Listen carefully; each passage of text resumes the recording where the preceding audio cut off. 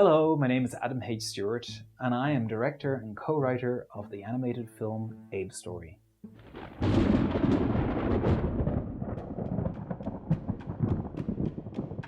ABE'S Story is an animated short about Bram Stoker, focusing on his time when he worked as theatre manager for the Lyceum Theatre in London, with the acting legend Henry Irving. I hope that people leave the theatre wanting to know more about Bram Stoker. That has always been my goal with this film. ABE'S Story took 2 years of my life to make. Most of that time was spent in the attic of our house in Donnycarney. We dubbed it the animation attic. I baked in the summer, froze in the winter, and it was worth every single minute.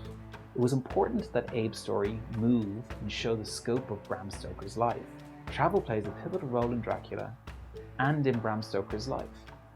From Gothic castles in the snowy Carpathian mountains, a padded cell in Bedlam lunatic asylum, and vast western plains, ABE'S Story has it all.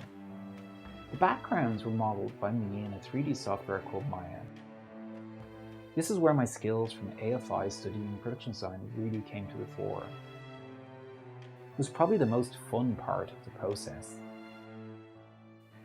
I have always loved pop-up storybooks and the early illustrations of Tim Burton. They occupy the middle ground between childhood fantasy and adult horror. It's this kind of magical space.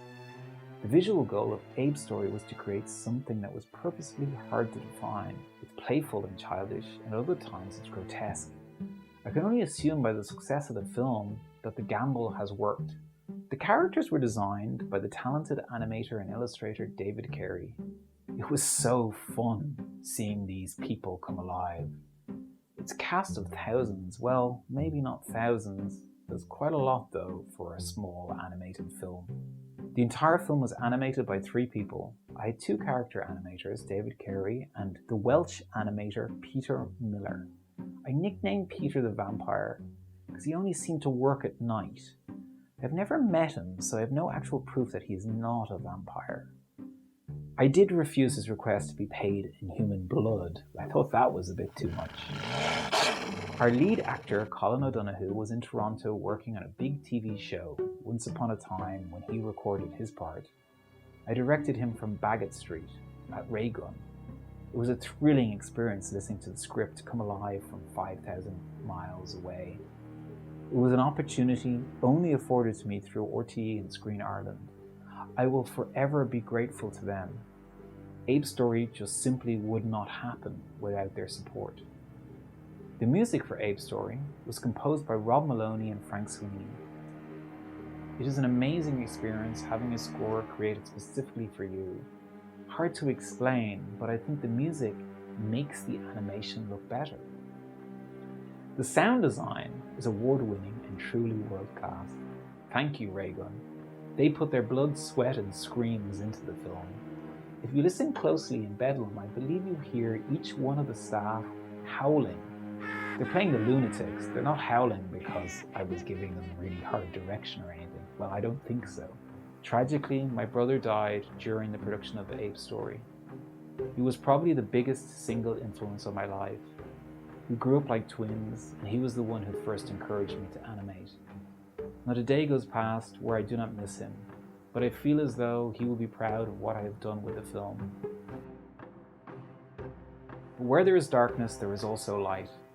My daughter Amy was born during the production, and I also got married.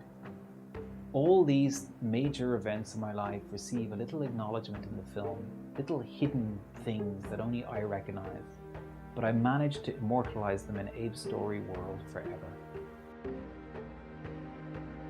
ABE'S Story has screened at 46 film festivals all over the globe, from Moscow to Washington, South Korea to Glasgow.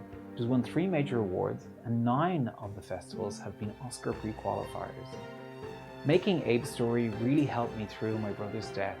It allowed me to focus on a single task during the darkest hours of my life, a beautiful form of artistic therapy. I couldn't have done it without the support of Screen Ireland and RTE, Gary Walsh and Colin Mysell of Snackbox Films, my family and my incredible wife Bea. The times that I would have given up, they were there for me. From the bottom of my heart, I thank you all very much.